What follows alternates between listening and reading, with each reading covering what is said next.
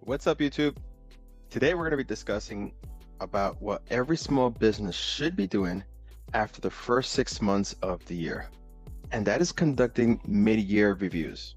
We're going to discuss why this is important, why you should be doing this, and how this is going to help you throughout the rest of the year to ensure that your business is running effectively and optimally.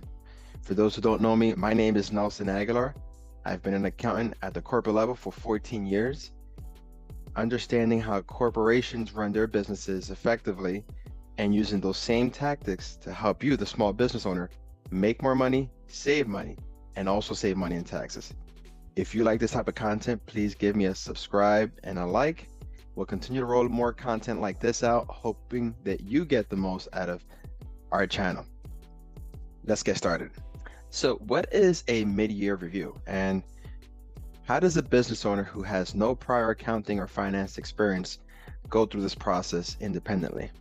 So a mid-year review is essentially just reviewing the first half of the year, utilizing the data, your financials, that either your bookkeeper or accountant would have prepared for you. Now, if you don't have a bookkeeper or an accountant, I have several videos discussing why you should hire a consultant outside of your business to handle these responsibilities for you. So please make sure you go back and watch these videos.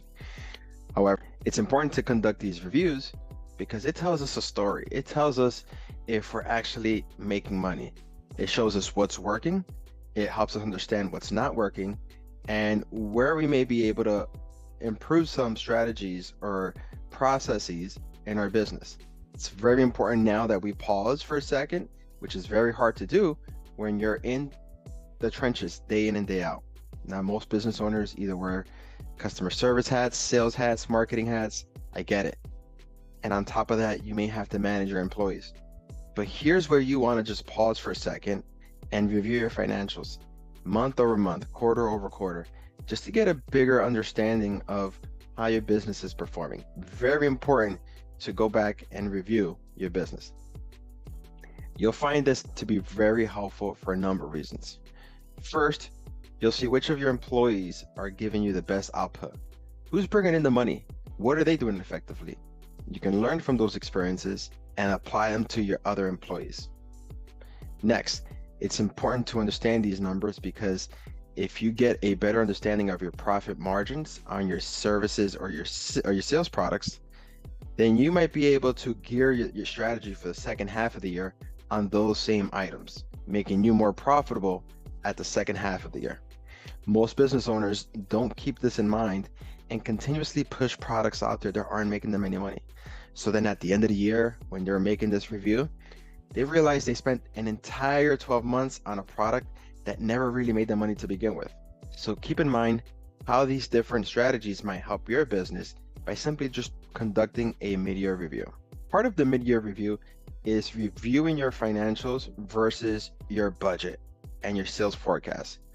With all my customers, we plan out a yearly budget at the end of the prior year, perform a budget for the upcoming year, and this is to get a better understanding of how much money they can spend, and a sales forecast will help us understand how much money we'll be bringing in. Now, these are just projections and estimates, but it's good to have some sort of concrete knowledge on paper to understand what our ceiling is. Now, after the first 6 months, we'll review our actuals versus these two reports to get a better understanding if we're on target. Now, if you're not on target, it's okay. You can still make adjustments to your budgets and your sales forecast, which is why we do this to begin with.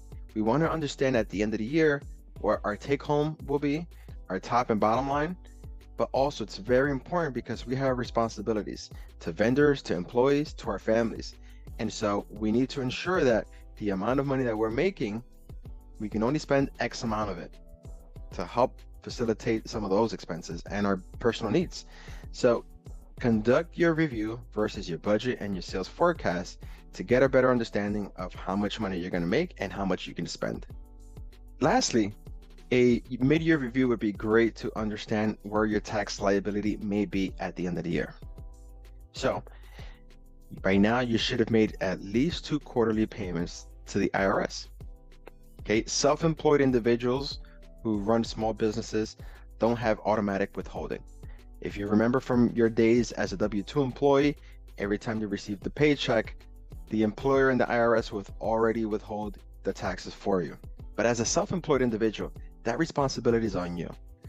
Don't wait until the end of the year to pay your taxes, because you'll be subject to late fees and potentially fines. You have to make this payment quarterly. And so if you've done this by now, you would have sent 2 payments out to the IRS for your estimated taxes. But what about your business taxes? How much should you be paying for your business tax? But understanding how much money you've made and how much you spent and what your bottom line is could help you understand where you may lie at the end of the year. And here's where tax planning comes into play. Tax planning can help you save money in taxes right now if you start the process now.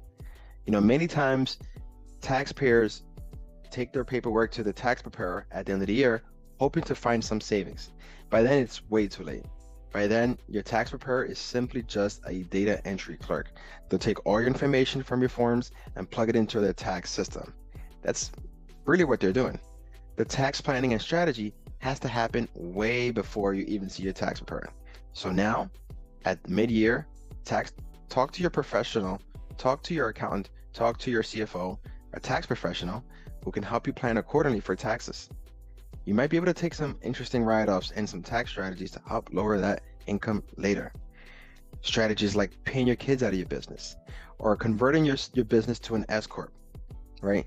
This is the time to take planning seriously in order for you to save money later. So there you have it.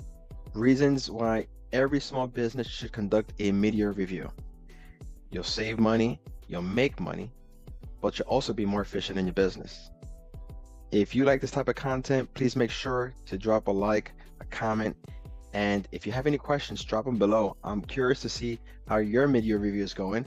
And if you need any assistance with your mid-year review or any of your accounting or finance processes, please hit the link below, as we'll open up some slots to have discovery calls with you to see if we're a right fit for one another. Thanks again.